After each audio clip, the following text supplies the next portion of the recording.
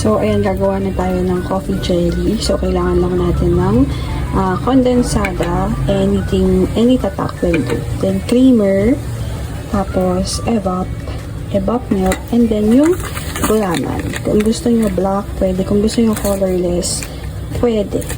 So, ang timpla ni Mr. Gulaman is 6 na tasa. Then, dyan natin imimix yung coffee at saka sugar. So, kayo, kung anong gusto nyo gamitin coffee. So, ako ginamit ko, brewed coffee. So, 6 na tasa yung gagamitin natin. Ganun din sa tinimpla kong kape.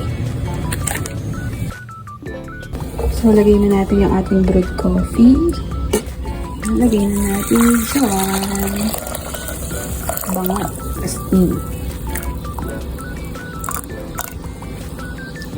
So, any coffee will do. Gusto nyo 3-in-1, pwede.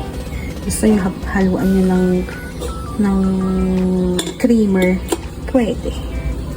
Tapos, timplahan natin ng sugar itong kape natin. So, kayo, kung gusto nyo talaga na matapang, pwede naman. Tsaka, mas maganda yung matapang yung coffee nyo. Kasi, masyado matamis yung gatas, yung condensed, diba? So, ayun. Mix natin. Ayan, haluin natin. So, parang mo lang din talaga nagtitimpla ng kape mo. Tapos, dyan natin ihalo yung Mr. Gulaman. So, tikman natin. Okay na sa akin. Mamait-mait siya. Siyempre, kape nga eh. Ayan. So, ito na yung nire-request na recipe. Ba't ba receive ako ng recipe dun sa vlog ko? So, ito na yung recipe. And ito na yun. Masarap to, promise. Kayo, kung anong gusto nyo gamitin gulaman, will do, pwedeng colorless, pwedeng black. Yung ginamit ko dati, brown. Yung pinabili yung hubby ko. So, kaya parang kulay brown siya. So, ito. Black na talaga. Halo lang natin. So, again, according dito, 6 na tasa. So, 6 yung tinimpla natin. Tapos, mix na natin.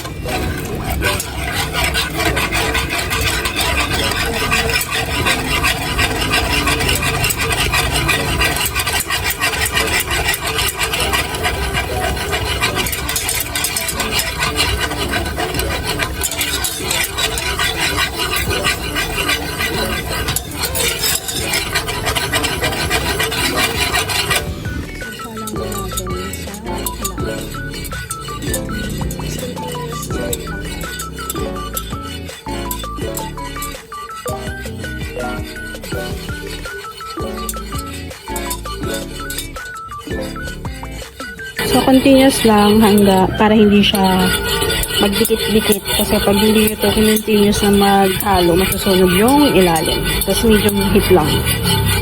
So, kapag okay na, kumulo na, ilagay nyo na dito sa inyong lagayan. Ilagay na natin.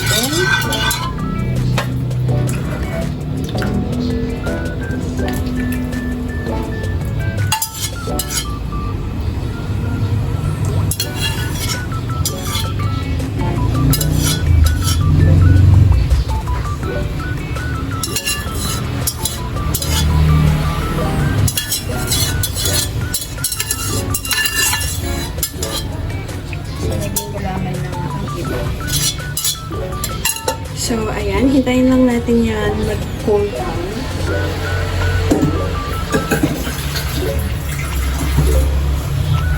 So, hintayin lang natin yan lumamig.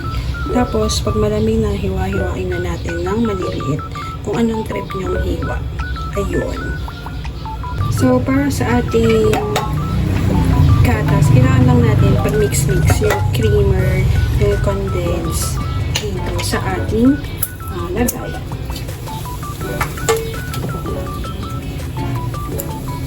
So, very easy lang to. Pang elementary. Ayan. So, maganda to. Ilagay nyo muna sa rep para medyo, ano siya, medyo malapot yung itsura ng ganun.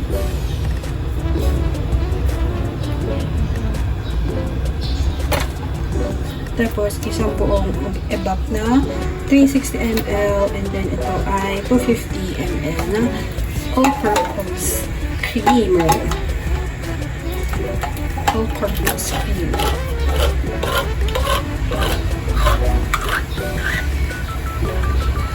Ayun, lagay lang natin yung isang buo.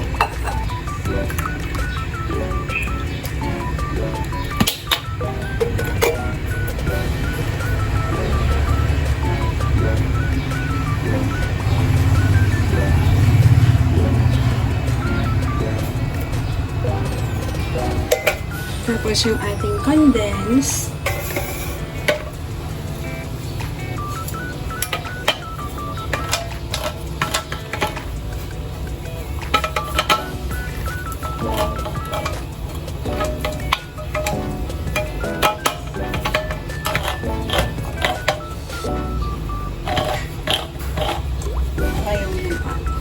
So, ito na yung condense natin. Half lang nito ilalagay natin. This is 370 grams. 370 grams. Ayan.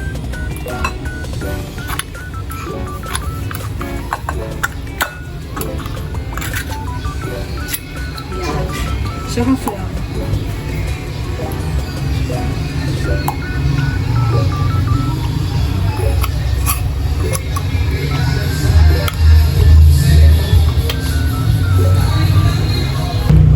Mix lang natin ulit. So, wala akong ano dito, yung mixer. So, pwede na yung ganito. Yung iba, mini mixer. Mas maganda nga yun. Kaya wala naman tayo mixer. So, hand lang tayo. Gamit lang tayo ng kamay.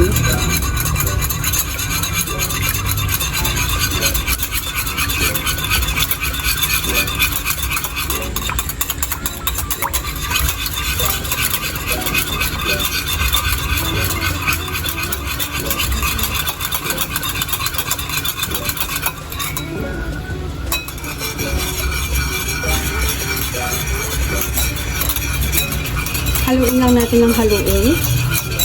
Ayan. Halo-halo lang. Nakakamiss yung halo-halo talaga. No, grabe. So, perfect to sa ngayong panahon. Kasi after nito, sa chiller natin siya ilalagay.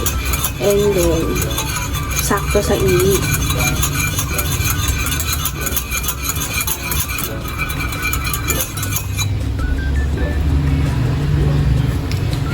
So, pag na-mix na natin, titikman natin ng very light.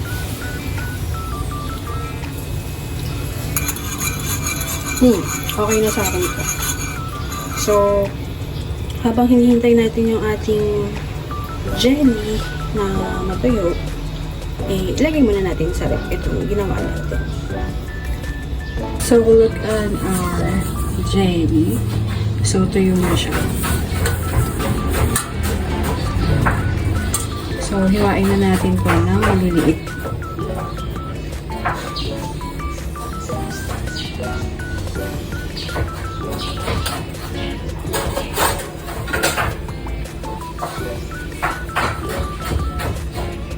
Hiwain na natin siya ng maliliit.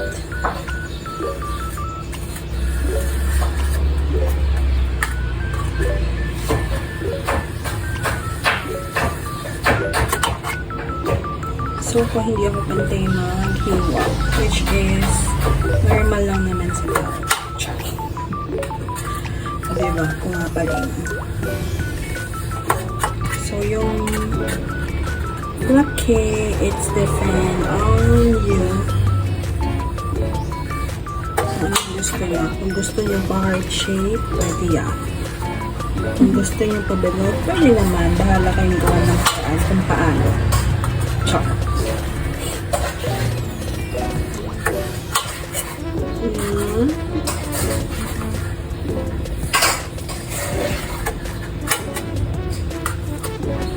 Masayang gawin ito. Masaya to with your kids.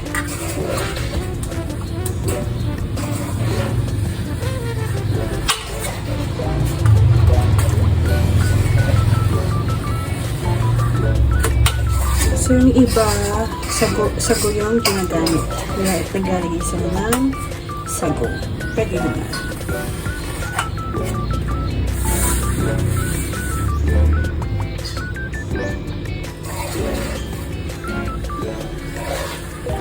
Oops.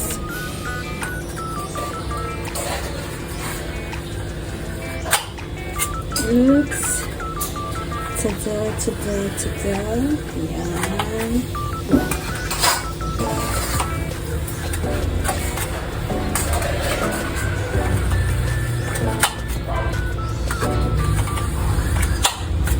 Ayan. Kung gusto nyo man saging shape, pwede naman.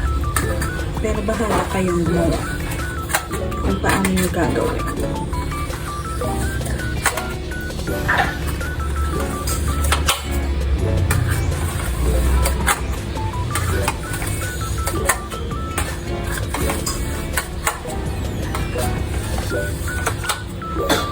Nakikita pa ba? Hindi na makita.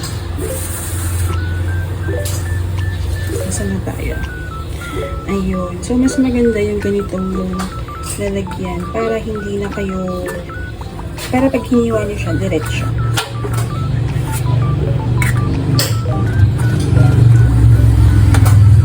So, hindi pantay-pantay. Bahala kayo kung gusto yung pantayin. Ayan. So, sorry na agad sa perfect. Hindi pantay-pantay ang ating hiwa.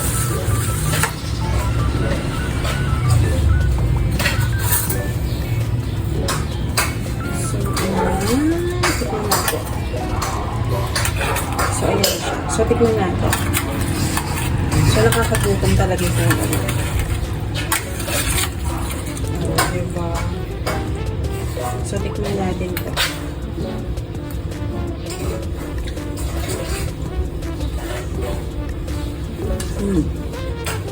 Masarap. So, masarap siya.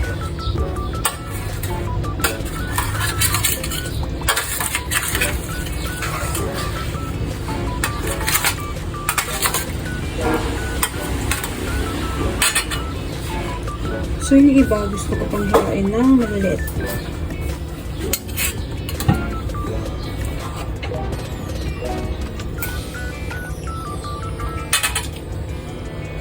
Tapos, kunin na natin yung gatas after ng ating tinatira natin condensed.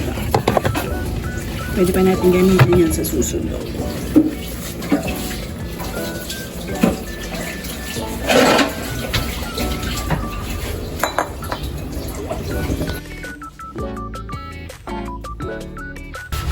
Tapos, kunin na natin yung gatas dito.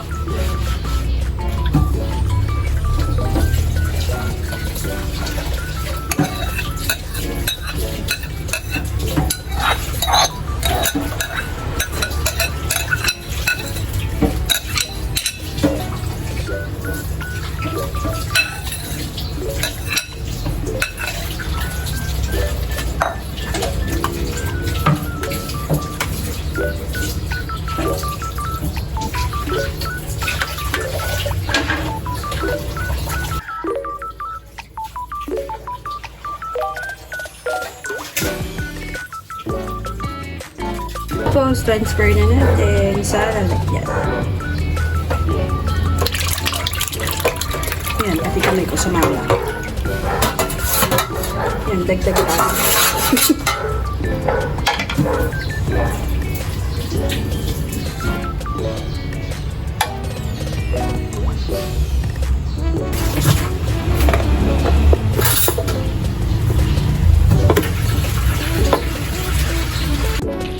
So, tara, tikman na natin yung aking coffee jelly.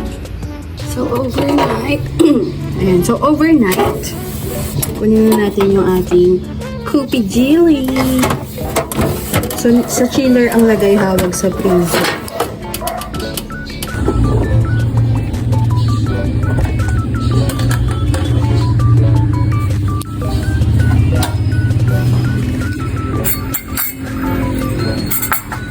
medyo kumulay pa rin yung gulaman. Ayan. So, medyo lumapat-lapat na siya.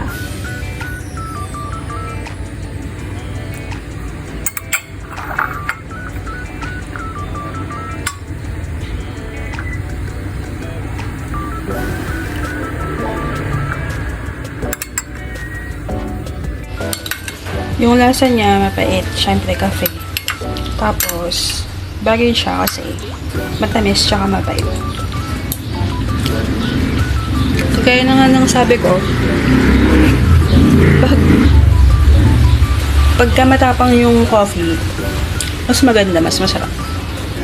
Pero nasa sa inyo kung anong timpla yung gusto niyo. Yun. So, ang sarap.